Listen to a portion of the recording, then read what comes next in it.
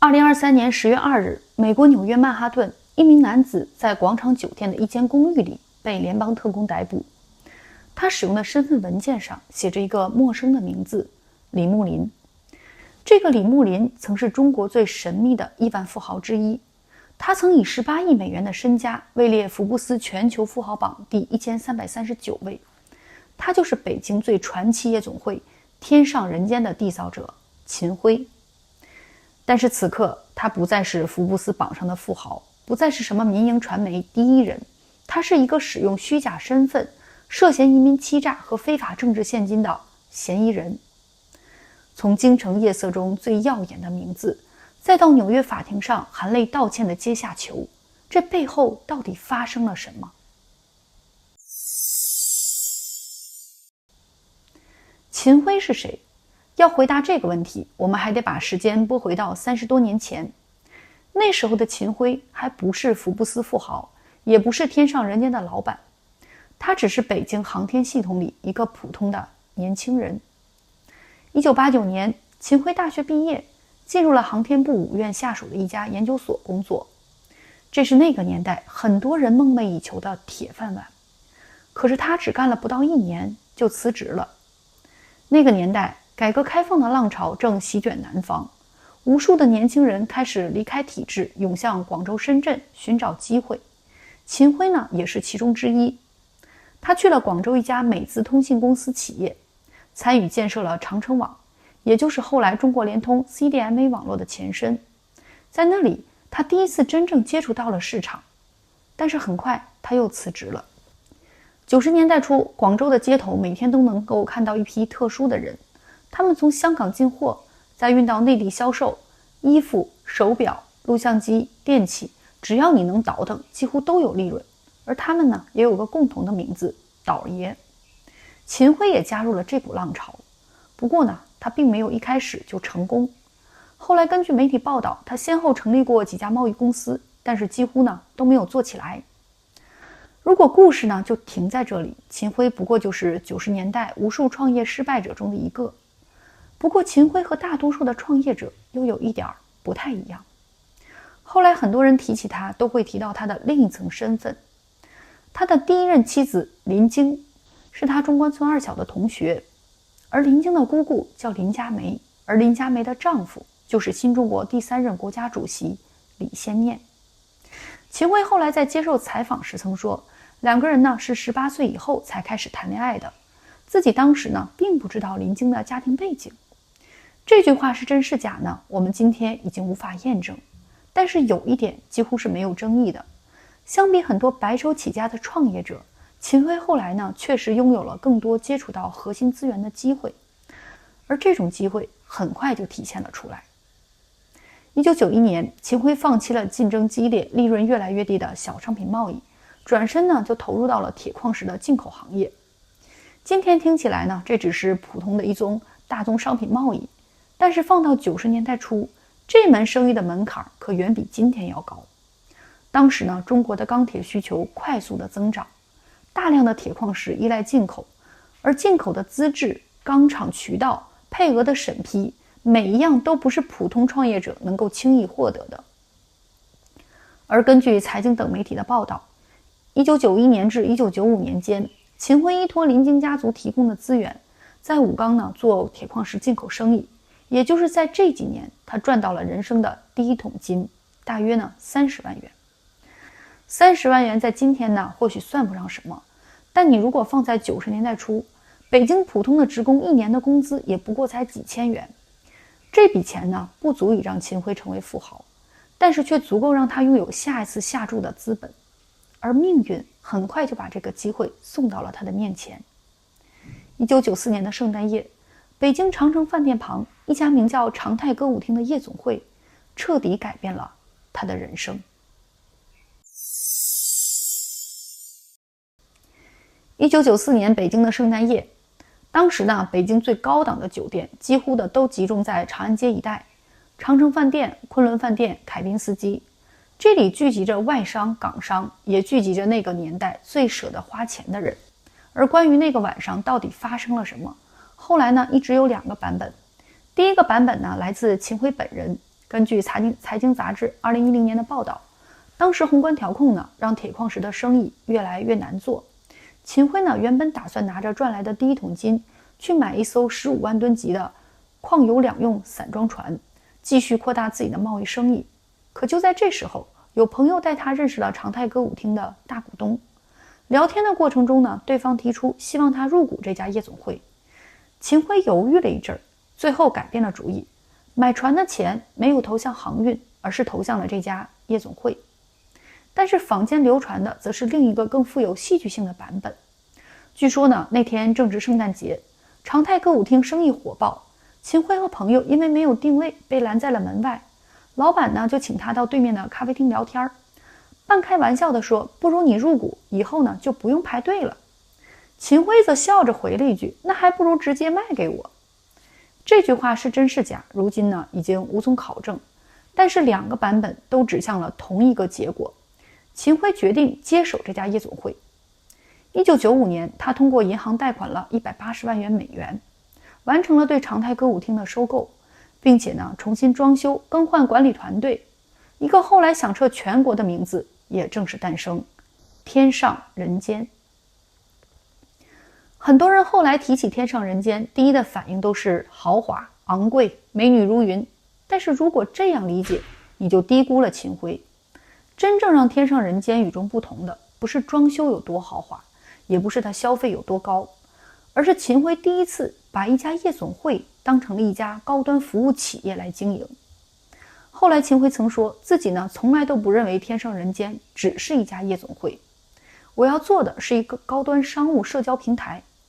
乍一听，这更像是一句商业包装，但是你翻看后来媒体对天上人间的各种报道，你会发现它确实是按照这个思路在经营的。而为了打造所谓的高端，天上人间呢，对陪侍服务员的要求远比当时同行严格得多。根据公开的报道，除了外貌条件，应聘者呢还需要具备良好的学历背景、谈吐和礼仪。不少人呢拥有大专甚至是本科的学历，还有人呢学过外语，也有人接受过专门的商务礼仪培训。在正式上岗之前，他们还要接受系统性的培训，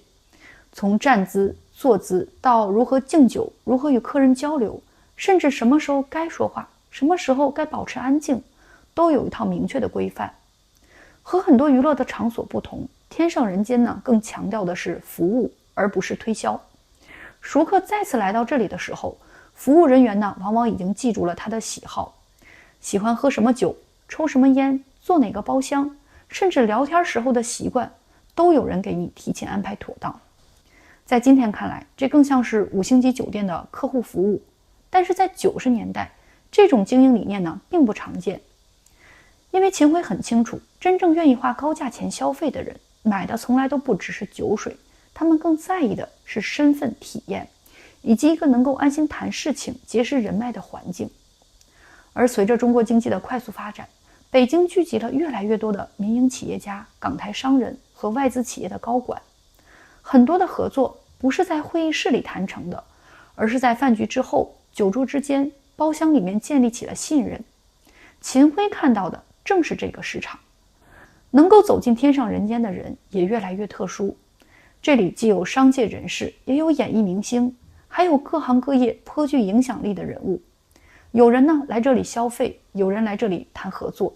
也有人来这里只是为了认识更多的人。如果说铁矿石生意让秦晖赚到了第一桶金，那么天上人间则让他第一次真正拥有了一张通往更高层商业圈的人脉网络。而后来回头你会发现，秦晖这一生最重要的资产或许并不是赚了多少钱，而是他一次又一次的进入了普通人很难进入的资源圈。而就是这些资源，也将在几年之后帮助他完成一次更大的跨越。如果说铁矿石的生意让秦晖赚到了第一桶金，那么天上人间则让他拥有了一张真正改变命运的入场券。这张入场券不是夜总会，而是每天晚上出现在这里的人。这些人脉究竟能值多少钱？2000年前后，秦晖开始把目光投向了另一个行业——传媒。那个时候，中国传媒产业呢正在快速的发展，影视制作、广告、院线相继兴起，而越来越多的民营资本呢开始进入。与此同时，香港的资本市场也给这些企业提供了融资和上市的平台。秦晖意识到，经营一家夜总会再成功，也终究只是一个现金生意，真正能够迅速放大财富的是资本。于是2001年他开始组建星美传媒，但是新的问题很快出现了。资本的游戏需要的是几个亿甚至是几十个亿的资金，这绝对不是一家夜总会就能够赚出来的钱。后来很多人都想不明白，一家夜总会的老板为什么能够在短短的几年时间里接连的收购影视公司、广告公司、电影院线，甚至是香港的上市公司。而答案很快就出现了。2002年的3月，在建设银行副行长张恩兆的帮助下，建设银行北京分行为秦晖控制的企业提供了6亿元的贷款额度。要是放在今天，6亿元或许并不算惊人，但是在20多年前，对于一家民营企业来说，这几乎就是一张进入资本市场的门票。而在多年以后，随着张恩兆案件的开庭，这笔贷款背后的故事才逐渐浮出水面。法院认定2002年至2005年间，秦晖多次向张恩兆输送利益，包括美元、港币和人民币现金，并且还帮助其承担部分的家庭支出，弥补股票投资的损失等。而作为回报，张恩兆则利用职务之便，在6亿元贷款、解除抵押以及成都长丰5000万元贷款等事项上为秦晖提供帮助。资金的问题解决了，于是星美开始真正的启动。2002年至2004年，秦晖不断地展开收购影视制作、广告传媒、电影院线。香港的东方魅力、阳光文化、城报等上市平台也相继地被纳入星美系的版图。短短几年，一个横跨影视、广告、院线、传媒的商业帝国开始成型。但是资本市场有一个特点，买下来并不代表你能够养得起，贷款能够完成收购，却不能够支撑一家传媒集团的长期运转。而对于高速扩张中的星美来说，更重要的是持续不断的现金流，而这也是秦晖关系网络中的第二块拼图。就在星美快速扩张的同时，另一个重要人物，也是对秦晖商业版图构建起到了关键性作用的人，他就是首都机场集团的董事长李培英。今天很多年轻人已经不熟悉这个名字，但在当时他掌握着首都机场大量的商业资源，机场广告、商业经营和工程项目，每一项都是众多企业争夺的优质资产。而公开资料显示，两个人往来十分的密切。后来法院的判决披露，李培英曾经接受秦晖累计1867万余元的利益输送。而作为回报，李培英利用自己的职务之便，安排首都机场建设投资有限公司向秦晖控制的卓京系投资拆借了资金6.3亿元，并且在机场广告等业务上为其提供帮助。相比一次性的银行贷款，这些资源真正重要的地方在于它们能够产生持续的收益。而对于一家高速扩张中的传媒集团来说，稳定的广告收入、持续的项目资源就意味着稳定的现金流。而有了现金流，星美就可以继续收购、继续扩张、继续融资。于是秦晖的资本版图就开始越滚越大，一张网终于织成了。回头再看，秦晖真正建立的并不仅仅是一家传媒集团，而是一套完整的运作模式。银行解决融资，国企提供资源，资本市场负责放大，而天上人间则不断地帮助他结识新的资源，进入新的圈子。这几条线最终都织成了一张庞大的关系网。2006年，福布斯全球富豪榜公布，秦晖以18亿美元的身家登榜，位列全球第1339位。媒体开始称他为民营传媒第一人。站在那个时间点，几乎没有人能够想到，这座商业帝国最大的风险并不来自市场，而是来自那些支撑它运转的人。秦晖后来最大的失误不是投资的判断，而是他越来越相信，只要关系还在，机会就会一直在。然而任何建立在人身上的网络都有一个共同的弱点，人会出事。而2005年前后，第一块骨牌开始倒下。2005年，秦晖的商业帝国正处于最辉煌的时刻。可是就在差不多同一时期，秦晖呢开始做出一些让很多人看不懂的决定。那个一路收购一路扩张的资本玩家，突然呢开始出售资产，调整精美的业务结构，连那个改变他命运的天上人间也逐渐退出了经营。当时呢，不少人把这些动作看成是普通的商业调整，毕竟嘛，企业卖掉一些资产再正常不过。可直到后来，人们把这些事情的时间线放在一起，才发现这个事情远没有那么简单。因为就在同一时期，帮助他获得6亿元贷款的张恩兆接受调查，而秦晖本人也因涉嫌行贿被有关部门展开调查，随后呢取保候审。直到后来法院判决公开呢，外界才真正的知道，那笔改变星美命运的贷款并不仅仅是一笔普通的贷款。而对于秦晖来说，这不仅意味着失去了一位重要的人脉，更意味着支撑自己一路扩张的那套规则开始失灵了。最开始呢，秦晖或许还觉得这只是一个人的问题，只要及时收缩，事情呢就还有回旋的余地。可是没过多久，另一根支柱也开始松动，那就是首都机场集团的董事长李培英，他被卷入案件调查。而后来法院认定，李培英在任职期间总共收受秦晖的贿赂呢累计1800多万元，利用职务之便呢为秦晖的企业安排资金拆借、机场广告等多个项目。这些内容我们前面呢已经讲过了。在当年，他们意味着融资，意味着资源，意味着不断扩张的资本。可是到了现在这一刻，当他们开始以另一种形式出现的时候，它就不再是商业合作，而是法院判决书里的证据。曾经帮助秦晖一步步建立商业帝国的关系，如今呢也开始一步步成为调查的线索。直到这个时候，秦晖或许才真正意识到，出问题的已经不是某一个人，而是整个关系网络。如果今天回头看，你会发现秦晖呢其实并没有像外界想象的那么迟钝，相反，他的商业嗅觉其实一直很敏锐，他闻到了风向的变化，也试图呢提前离场。只是他低估了一件事情，退出一家夜总会并不意味着退出过去，而出售几家公司也无法切断过去建立起来的人脉关系。因为调查的对象从来都不只是天上人间，也不是星美传媒，而是那张曾经帮助无数人获得资源、资本和机会的关系网络。而随着调查的继续深入，越来越多曾经隐藏在聚光灯背后的人也开始逐渐浮出水面，属于天上人间的时代也终于走到了尽头。如果说2005年张恩兆接受调查让秦晖第一次意识到风向变了，那么接下来几年发生的一切则彻底打碎了他的侥幸。他原本以为只要退出天上人间，出售部分资产，收缩自己的商业版图，风险呢就会停留在过去。可是现实证明，真正发生变化的并不是某一家企业，而是整个时代。2009年，首都机场集团董事长李培英被执行死刑，而随着案件的公开，越来越多过去隐藏在资本运作背后的利益往来也逐渐浮出了水面。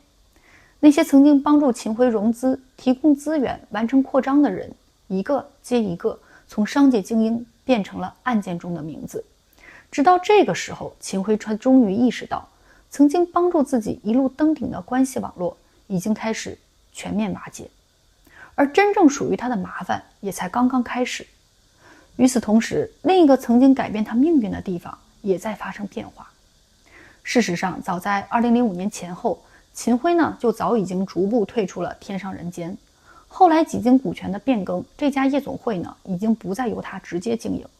很多人因此认为呢，秦晖早就完成了抽身。可是事情的发展并没有按照他的设想进行。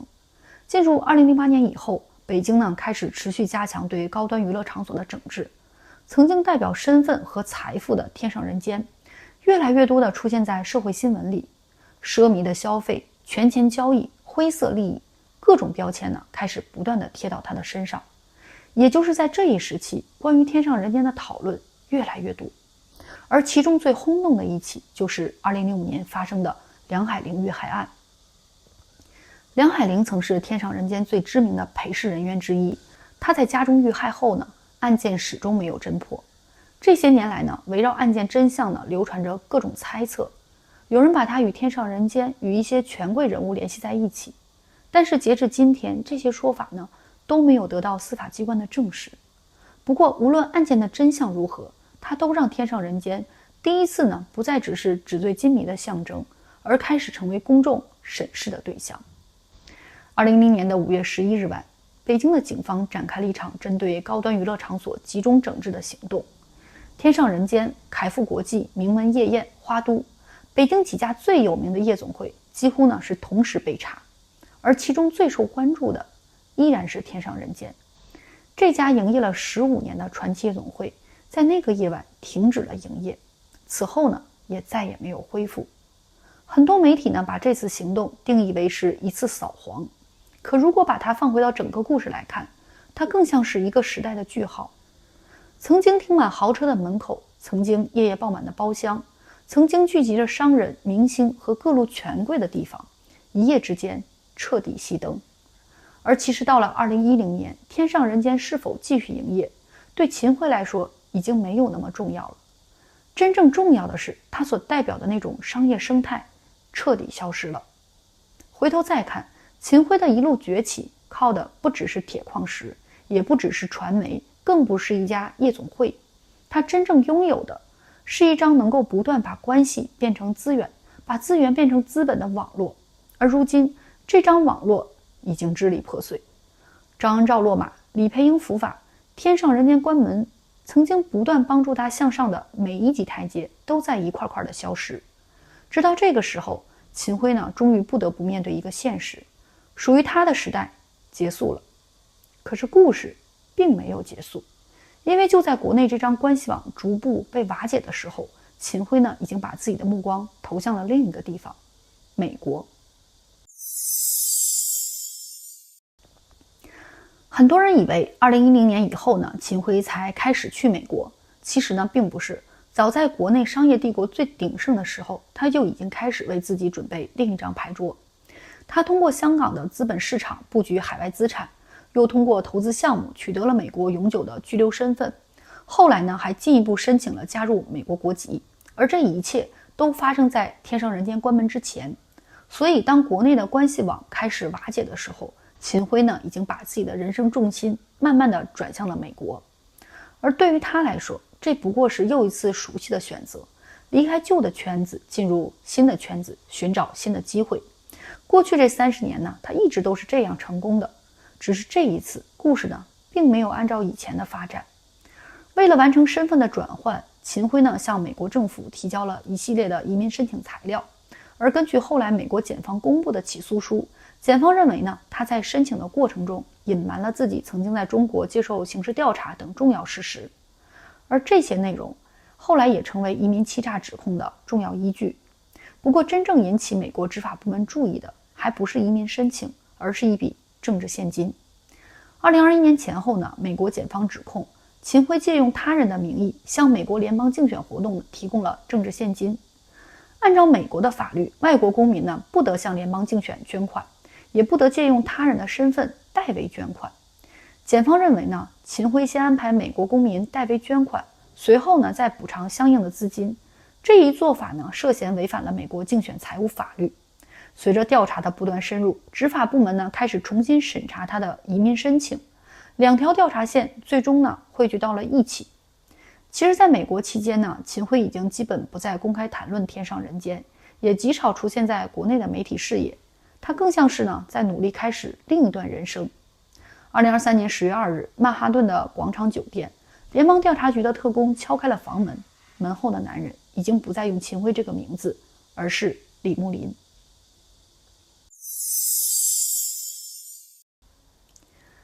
1994年的那个圣诞夜，秦晖放弃了一艘准备购买的货船，走进了一家名叫常态的歌舞厅。30年后，他以另一个名字走出了纽约的联邦法院。命运仿佛绕了一个很大的圈，只是这一次再也没有下一张入场券了。感谢收看本期社会切片研究所，我们下期视频见。